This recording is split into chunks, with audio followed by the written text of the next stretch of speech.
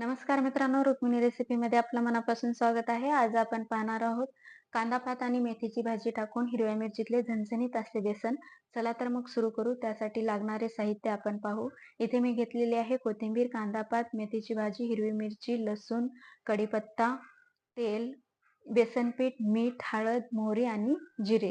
मिक्सरच्या भांड्यामध्ये हिरवी मिरची, लसूण, मीठ आणि कोथिंबीर टाकू आणि याला वाटून घेऊ. गॅसवरती कढई ठेवू, त्यामध्ये तेल टाकून घेऊ. तेल तापल्यानंतर त्यामध्ये मोहरी टाकून घेऊ.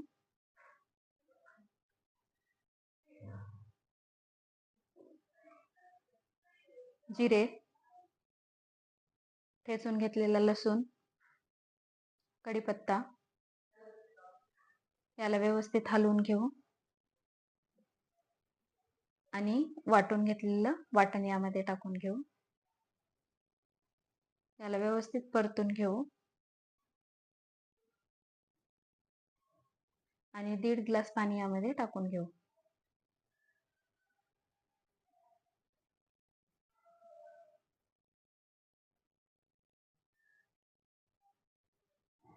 हळद, चवीपुरतं मीठ, कांदा पात आणि मेथीची भाजी टाकून घेऊ.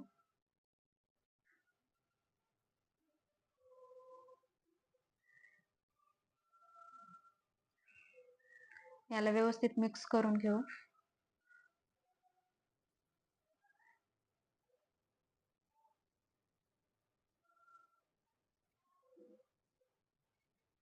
आणि उकळी आल्यानंतर थोडं थोडं बेसन पीठ टाकून याला हटवून घेऊ.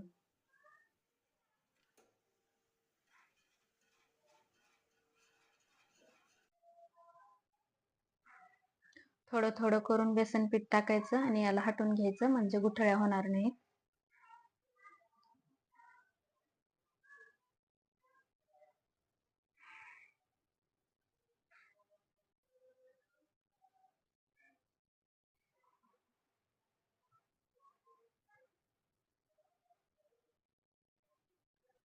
बेसन हटून झालेले आहे, तर याला व्यवस्थित हलवून घेऊ.